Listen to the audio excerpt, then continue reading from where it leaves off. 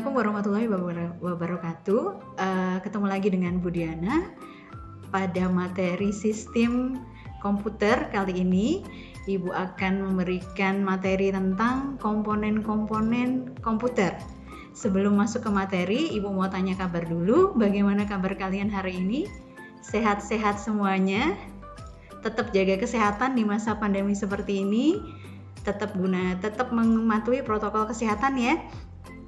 Untuk pertemuan kali ini sudah Ibu sampaikan bahwa materinya tentang komponen-komponen komputer. Di komponen-komponen komputer ini, pertama yang mau kita bahas adalah tentang prosesor.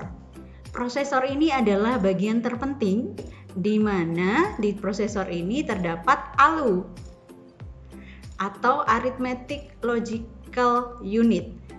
Kemudian ada control unit atau CU dan memory unit atau MU.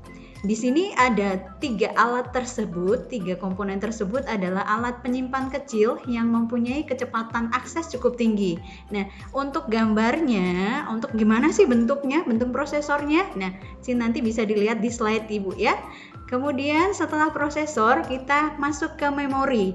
Di memori itu ada memori utama. Nah, memori utama ini biasanya disebut dengan RAM atau Random Access Memory. Terdapat dua jenis RAM, ada statik dan dinamik. RAM ini bersifat volatil ya, yaitu jika tidak ada listrik maka isi memorinya akan hilang. Selain ada memori utama, kemudian ada ROM, Read Only Memory. Di ROM ini adalah tempat menyimpan data permanen pada komputer. Artinya, program atau data yang disimpan di dalam ROM ini tidak mudah hilang atau berubah walau aliran listriknya dimatikan. Jadi bisa terlihat perbedaannya antara RAM dan ROM. Kalau di RAM, memorinya akan hilang jika tidak ada listrik, kalau di ROM tidak. Gambarnya seperti apa, Bu? Fotonya seperti apa? Seperti yang nanti ditampilkan di slide ya. Bisa dilihat mana yang ROM, mana yang RAM.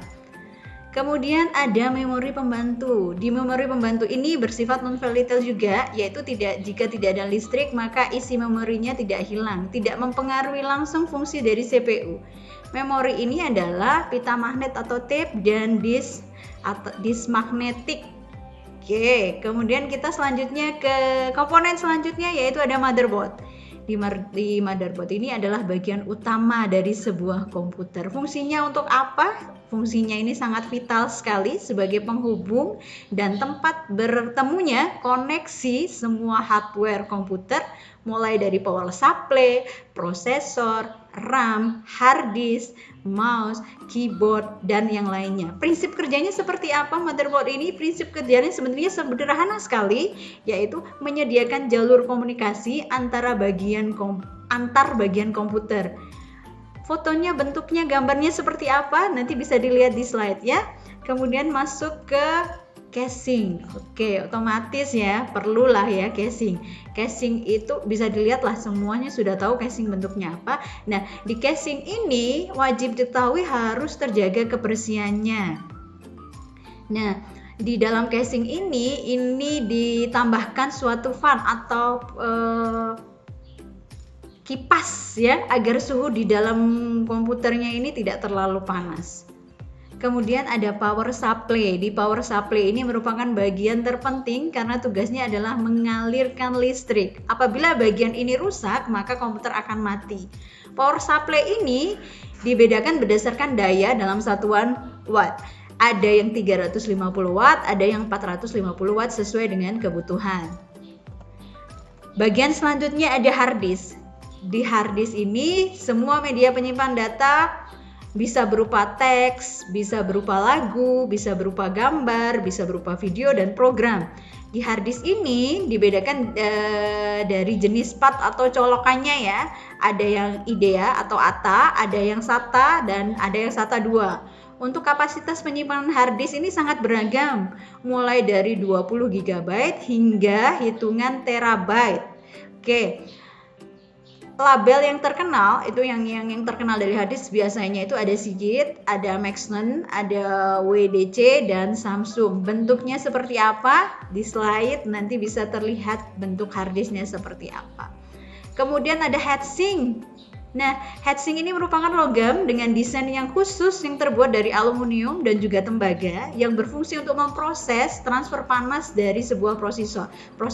Jadi ketika di dalam komputer tersebut terjadi kenaikan suhunya, dengan ini akan lebih cooling down ya, suhunya lebih diturunkan.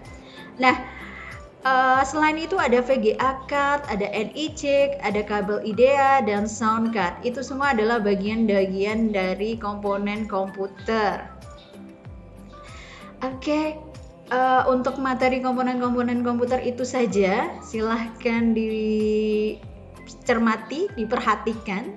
Kemudian silahkan dipraktekkan, dilihat dengan keadaan PC yang di rumah, disesuaikan dengan gambar yang Ibu sudah berikan.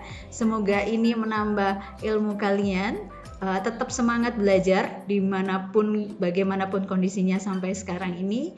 Tetap semangat, tetap jaga protokol kesehatan. Jangan lupa 5M untuk mencuci tangan, memakai masker, menjaga jarak, menghindari kerumunan dan mengurangi mobilitas. Tetap sehat, tetap semangat. Apapun yang terjadi dengan pandemi ini, tetap semangat belajar. Itu aja dari Ibu. Terima kasih banyak. Assalamualaikum warahmatullahi wabarakatuh.